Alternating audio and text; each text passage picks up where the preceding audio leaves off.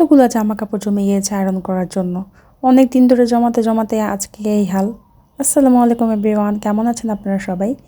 তো সকালবেলা মেয়েকে পাঠিয়ে দিয়ে চিন্তা করলাম যে জামা কাপড়গুলো আয়রন করে নিই, কারণ অনেকগুলো জামা কাপড় জমে গিয়েছিল। আমাদের সবার মিলিয়ে প্রায় অনেকগুলো হয়ে গিয়েছিল, তাই চিন্তা করলাম আজকে যেহেতু হাতে সময় আছে আর বেবিও ঘুমাচ্ছে, তো আমি চিন্তা করলাম যে জামা কাপড়গুলো আয়রন করে ফেলি। আর এর মাঝে চিন্তা করছিলাম আজকে কী রান্না করব কী রান্না করব।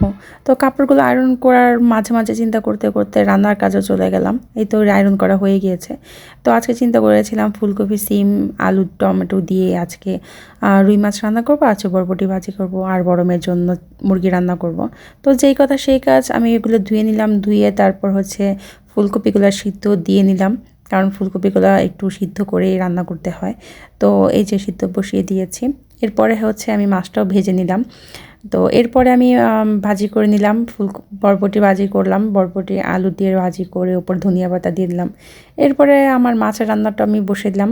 প্রথমে সিম আর আলু দিয়ে আমি একটু নাড়াচাড়া করে এরপরে ফুলকপিটা দিলাম, কারণ ফুলকপিটা একটু নরম থাকে, এটা সিদ্ধ মানে হয়ে যায় খুব জলদি।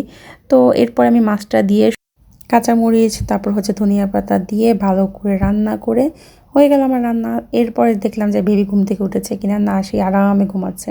তো ওকে আমি ডাক দিলাম না, কারণ আমার বড় মেয়ের জন্য রান্নাটা বাকি আছে, এই জন্য ও ঘুমাক দেয়। এর মাঝে আমি কিছু আঙ্গুর ফল খেয়ে নিলাম। আমার রান্নার মাঝে কে এই টুকটাক ফল, তারপর যে চিপস খেতে ভালোবাসেন বলেন, তো আমি কিন্তু প্রায়ই খেয়ে থাকি। তো এরপরে আমার মেয়ের জন্য আমি হচ্ছে মুরগি মাংস বসিয়ে দিলাম। তো এটা ছিল আজকে আমাদের সিম্পল মেনু। কার কেমন লাগলো অবশ্যই কমেন্ট করে জানাবেন, এবং যারা এখন আমার পেজটাকে ফলো দেন নাই অবশ্যই লাইক এবং ফলো দিয়ে পাশে থাকবেন। আল্লাহ হাফেজ।